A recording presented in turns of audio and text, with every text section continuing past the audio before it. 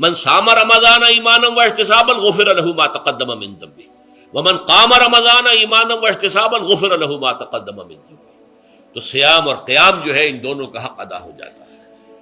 تو یہ ہے شہر رمضان الذی انزل فیہ القرآن ہدی للناس وبینات من الہدی والفرقان فمن شہد منکم الشہر فلیصم ومن کان مریضا او علی سفر فعدۃ من ایام اخر یرید اللہ بکم اليسر ولا یرید بکم العسر وَلِتُكْمِلُوا الْعِدَّةَ وَلِتُكَبِّرُوا اللَّهَ عَلَى مَا هَدَاكُمْ وَلَعَلَّكُمْ تَشْكُرُونَ. اب جو آخری لفظ ہے لعلکم تشکرون، اب اس کی وضاحت سمجھیے. اور رمضان کے یہ دو پروگرام جب پیرلل ہو جائیں گے، جب دونوں کی پابندی کی جائے گی تو اس کا حاصل کیا ہے؟ اس بات کو سمجھنے کے لیے سب سے پہلے آپ اس کو سمجھیے کہ جسے ہم خود ہی کہہ رہے تھے، جسے ہم سیلف کہہ رہے تھے، اپنی انا کو مضبوط کرنا، سیلف کنٹرول، ایگو جو ہے وہ پوری طرح قابو یافتہ ہو اڈ اور لیبیڈو پر، اصل میں اس سے مراد کیا ہے؟ اس پر میں نے تفصیل سے بحث کی ہے عظمت صوم نامی اپنے کتابچے میں. ویسے یہ ہے کہ وہ مشکل ہے، ذرا فلسفیانہ اس کا انداز ہے، لیکن یہ ہے کہ وہی باتیں آسان الفاظ میں جو دوسرا کتابچہ ہے عظمت سیام و قیام رمضان مبارک، وہ آسان ہے. اگرچہ یہ دونوں بہت ہی محدود تعداد میں ہمارے پاس ہیں، لیکن یہ کہ میں نے ذکر کر دیا، جو حضرات لینا چاہیں وہ لے لیں. لیکن یہ ہے کہ اس میں اصل پس منظر کیا ہے. دیکھیے ہمارا جو وجود ہے انسان کا، یہ کمپوزٹ ہے، مرکب ہے. ہمارے دو وجود ہیں جو جوڑ دیے گئے. کیسے جوڑ دیے گئے ہم نہیں جانتے، لیکن ہے دو وجود. ایک وجود حیوانی ہے، میں نے عرض کیا تھا پہلے ہی، ہر انسان ایک حیوان بھی ہے مکمل، سارے حیوانی تقاضے ہمارے اندر بھی ہیں. لیکن حیوان اور انسان میں بنیادی فرق یہ ہے کہ انسان کا جو اصل وجود ہے وہ روحانی ہے. اس روحانی وجود کی وجہ سے انسان کا وہ مقام ہوا کہ تمام فرشتوں کو اس کو سجدہ کرنے کا حکم دیا گیا. فَإِذَا سَوَّيْتُهُ وَنَفَخْتُ فِيهِ مِن رُوحِي فَقَعُوا لَهُ سَاجِدِينَ. فرشتوں سے کہہ دیا گیا تھا کہ میں ایک بشر پیدا کرنے والا ہوں مٹی سے. جب میں اسے پیدا کر لوں اور اس کی ناک پلک سنوار دوں، دو پلک درست کر دوں، تو پھر اس کے سامنے اور اس میں اپنی روح میں سے پھونک دوں تو گر پڑنا اس کے سامنے سجدے. حیوان انسان اور انسان روحانی یہ دونوں مل کر اب آدم بنے ہیں. نمبر دو، اس حیوان انسان کا وجود زمین سے ہے، مٹی سے پیدا کی، مٹی سے، گارے سے، طین لازب سے، چپچکانے والے گارے سے، وہ جس میں کہ بدبو پیدا ہو جائے، یہ ساری باتیں کہی گئی ہیں. اور سائنس بھی کہتی ہے مٹی سے پیدا ہوئے. کیسے پیدا ہوئے اس میں اختلاف ہے، لیکن یہ کہ ہے مٹی ہماری اوریجن، قرآن بھی کہتا ہے اور سائنس بھی کہتی ہے. اور ہمارے وجود کو جب وہ تھک جائے، مزمحل ہو جائے، اس کی انرجی کم ہو جائے، تو اس کے لیے جو غذا ہے، جو تقویت ہے، وہ بھی ساری زمین سے آ رہی ہے. آپ نے پھل کھائے، آپ نے گندم کھائی، آپ نے چاول کہاں سے آ رہے؟ اچھا بکری کا گوشت کھایا تو بکری کا گوشت کس چیز سے بنا ہے؟ اس نے گھاس کھائی ہے، اس نے پتے کھائے ہیں، وہیں سے تو بنا ہے نا. الٹیمیٹ سورس آپ کے وجود حیوانی کے لیے جو آ رہی ہے وہ زمین ہے. وجود روحانی کو بھی تقویت کی ضرورت ہے، وہ بھی مزمحل ہوتی ہے، کمزور ہو جاتی ہے. خاص طور پر جبکہ وجود حیوانی کا اس پر غلبہ ہو جائے تب تو یوں سمجھیے کہ وہ بالکل بے ہوش ہو کر موت کے قریب پہنچ جاتی ہے. اس کی تقویت، اس کی غذا وہیں سے آئی ہے جہاں سے روح آئی ہے. وہ کلام ربانی ہے، روح ربانی. نفخت فیہ من روحی، من روحی، من روحی، میں پھونک دوں اس میں اپنی روح میں سے. روح کا تعلق ذات باری تعالیٰ کے ساتھ ہے. اسی طرح کلام ربانی کہاں سے آیا ہے؟ اللہ تعالیٰ کے پاس سے آیا. یہ اس کی تقویت کا ذریعہ ہے. اب عام حالات میں کیا ہوتا ہے؟ ہمارا یہ وجود حیوانی چھایا ہوا ہے ہمارے وجود کے اوپر، بیچاری روح جو ہے دبی رہتی ہے، پسی رہتی ہے. اگر خدا نے خواستہ ہم گناہ گار بھی ہیں، گناہ پر گناہ کا ارتکاب کر رہے ہیں، تو وہ روح جو ہے وہ قلب کے آئینے شیشے کے اندر ہے. فیہا مصباح، المصباح فی زجاجہ، الزجاجہ تو کانہا کوکب دری.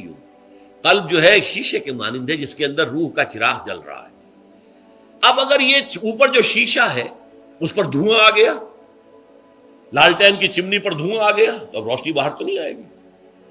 اگر انسان گناہ کرتا ہے تو قلب پر رین زنگ آ جاتا ہے، یا حضور نے فرمایا ایک داغ لگ جاتا ہے، اور گناہ کرتا ہے اور داغ لگتا ہے، اور گناہ کرتا ہے اور داغ، یہاں تک کہ بالآخر پورا قلب سیاہ ہو جاتا ہے۔ اب وہ روح اندر بند ہو گئی، وہ دفن ہو گئی۔ اس کے لیے اب ضروری ہے کہ اب ایک پروگرام ایسا دیا جائے جو ریورس ہو جائے۔ دن میں روزہ رکھواؤ تاکہ وہ جو اینیمل انسٹنکٹس ہے وہ دبے، تو جب یہ وزن جو ہے اس کے اوپر کم ہوگا تو کچھ سائی آف ریلیف اسے ملے گی۔ جیسے بے ہوش آدمی پڑا ہے، اسے کوئی ہلکا سا ہوش آ رہا ہے، آپ نے پانی کے کچھ چھینٹے دیے، اس کے بعد آپ نے رات کو کھڑے ہو کر قرآن کے انوار کو اتارا، بارش برس رہی ہے روح انسانی کے اوپر، قلب روحانی، قلب انسانی کے اوپر، جس میں کہ وہ روح جو ہے وہ دفن ہے، وہ زندہ ہوگی اثر نو، ہوش میں آئے گی، اور ہوش میں آئے گی تو دو کام ہوں گے۔ ایک تو اسے قرآن کی عظمت کا احساس ہوگا، یہ قرآن میری حیات تازہ کا ذریعہ بنا ہے، میں دب گئی تھی، میں پس گئی تھی، میں بے ہوش تھی، میں نیم مردہ تھی، اس قرآن کی بارش نے، یہ ترشح جو ہوا ہے مجھ پر، اس نے مجھے حیات تازہ عطا فرمائی۔ یہ جو قدر کا احساس ہوگا قرآن کا، لعلکم تشکرون، تاکہ تم قرآن کی عظمت سے واقف ہو۔ ایک انسان بھوک کی وجہ سے اس کا شوگر لیول اتنا گر گیا کہ بے ہوش پڑا ہوا، اب ظاہر بات ہے کہ آپ اسے کچھ پانی کے چھینٹے دیں گے تو کچھ ہوش میں آئے گا، پھر غذا دیں گے تو اب وہ پوری توانائی پر آئے گا، تو معلوم ہوگا اسے اس غذا کی کیا قدر و قیمت ہے۔ اگر آپ کو بھوک ہی نہیں لگتی تو غذا بے معنی شے ہے، پیاس ہی نہ لگے تو آپ کو کیا معلوم کہ اس پانی کے اندر کتنی بڑی عظمت ہے، یہ میرے لیے کتنا بڑا انعام و احسان ہے اللہ کا۔ وہ تو پیاس پر، جان پر بنی ہوئی ہو، اور پیاس اس وقت آپ کو ایک گھونٹ پانی کوئی دے دے تو آپ کو معلوم ہوگا دنیا و مافیا سے بڑھ کر ہے یہ ایک گھونٹ پانی جو مجھے ملا ہے۔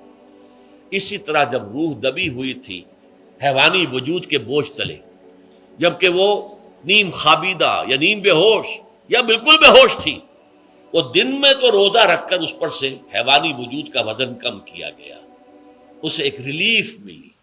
رات کو قرآن مجید کے انوار و برکات اس میں جذب کیے گئے تو اس کو پوری توانائی حاصل ہوئی۔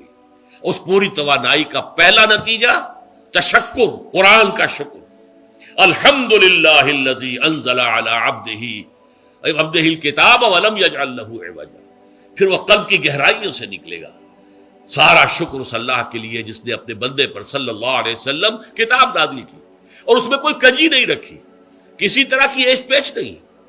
یا تبارک الذی نزل الفرقان علی عبدہ لیکون للعالمین نصیرا، بڑی بابرکت ہے وہ ذات جس نے اپنے بندے پر فرقان نازل فرمایا تاکہ وہ تمام جہان والوں کے لیے نذیر اور خبردار کرنے والا بن جائے۔ یہ قرآن کی عظمت کا احساس، اور ظاہر بات ہے جس قدر کسی نعمت کی قدر و قیمت کا احساس ہوگا اسی قدر تو آپ شکر ادا کریں گے۔ اگر آپ نے کسی بچے کے ہاتھ پر ہیرا رکھ دیا، اسے کیا پتا یہ ہیرا کس بلا کا نام ہوتا ہے، وہ سمجھے گا کانچ کا ٹکڑا ہے۔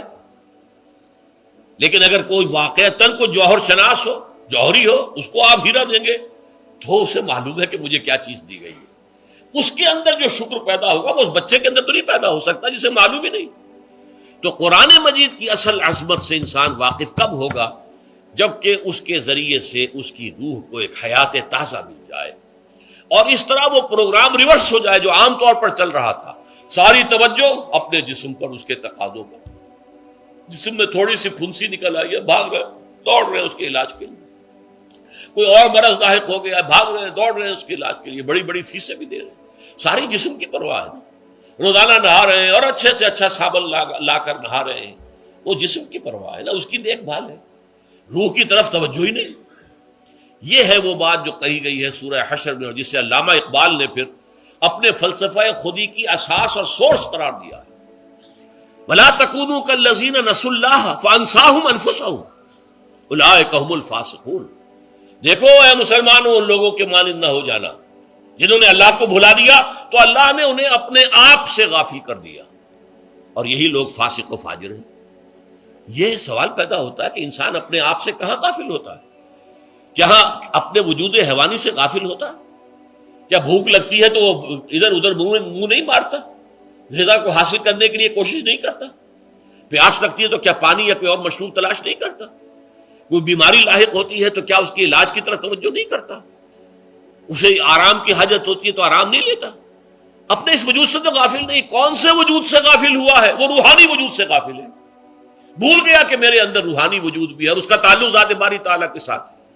اس نے سمجھا کہ میں بس حیوان ہوں، نرا حیوان ہوں، اپنے اس وجود کی اصل حقیقت ہی سے بے خبر، غافل. چنانچہ آج کے دور کا سب سے بڑا المیہ کیا ہے؟ ڈارون کے نظریے کے جو اثرات پیدا ہوئے ہماری معاشرت پر، ہماری سوچ پر، ہمارے فکر پر، ہمارے فلسفے پر، ہماری سوشولوجی پر، وہ کیا ہے کہ ہم بھی نرے حیوان ہیں. اللہ اللہ خیر سلام. یہ سب سے بڑی محرومی ہے اس دور کی کہ انسان اپنے اصل شرف سے خود ہی مستعفی ہو گیا. ہمارا کوئی وجود ہے ہی نہیں، روحانی وغیرہ. روح کسے کہتے ہیں ہم نہیں جانتے، بس یہ جسم ہے. ہم اللہ کو نہیں جانتے کون ہے کون نہیں ہے. ہوگا ہم تو اس کائنات کو جانتے ہیں. ہم روح سے واقف نہیں، ہم تو اپنے جسم کو واقف. آخرت سے ہم ہمیں کچھ پتہ نہیں، شاید ہو شاید نہ ہو، کچھ پتہ نہیں، لیکن یہ زندگی تو ہے، اسے ہم جانتے ہیں. یہ ہے آج کے انسان کا سب سے بڑا المیہ. اور یہ ہے ماس اسکیل کے اوپر ارتداد، ذہنی طور پر مرتد ہو چکے ہیں. انسانوں کی عظیم اکثریت مرتد ہو چکی ہے. یہ ہے در حقیقت کہ روزہ جو ہے اس پروگرام کو آ کر ریورس کرتا ہے. دن میں کھانے پینے، جنسی تقاضے پر پابندی، وہ وجود حیوانی کا وزن کچھ کم ہے. روح جو دبی ہوئی تھی، یا سسک رہی تھی، یا بے ہوش تھی، یا نیند مردہ تھی، اسے کچھ ریلیف ملا. اب اس کے اوپر قرآن مجید کے تیرے ضمیر پہ جب تک نہ ہو نزول کتاب، گرہ کشاہ نہ راضی نہ صاحب کشاف، ہمارے دلوں کے اوپر بارش ہو رہی ہو انوار قرآنی کی. وہ ظاہر بات ہے کہ بغیر سمجھے تو نہیں ہوگی بارش. وہ تو آپ کچھ سمجھ رہے ہوں گے تو بارش ہوگی، ورنہ تو یہ ہے کہ ٹھیک ہے، میں پہلے بھی عرض کر چکا ہوں، آپ کو ثواب تو ملے گا، لیکن یہ ہے کہ وہ اصل مقصد قرآن کی عظمت کا قلب کی گہرائیوں سے اعتراف جو ہے، اور اس پر اللہ کا شکر تو ادا ہوگا. لعلکم تشکرون، جبکہ قرآن مجید جو ہے آپ کے قلب کے اوپر نازل، اس کا مفہوم نازل. اچھا، اس کا دوسرا نتیجہ کیا نکلتا ہے؟ جب وہ روح جو ہے وہ ہوش میں آئے گی، اس کو حیات تازہ مل گئی، وہ اپنے اصل مرکز اور منبع اور سرچشمہ کی طرف جو ہے متوجہ ہوگی. عربی زبان کا ایک مقولہ ہے، کل شیء یرجع الی اصلہ، ہر شے اپنی اصل جڑ کی طرف جو ہے لوٹتی ہے. ہمارا وجود حیوانی زمین سے زمینی کی طرف لوٹتا ہے، یعنی مرنے کے بعد زمینی میں چلا جائے گا. اور نمبر دو، دنیا میں بھی زمینی خواہشات، زمینی تمنائیں، آرزویں وہ ہیں. ولکنہ اخلد الی الارض، جیسے کہ سورہ وہ کہا گیا ہے بلعام بن باعورہ کے بارے میں سورہ اعراف میں، وہ تو زمین ہی کی طرف دھنستا چلا گیا.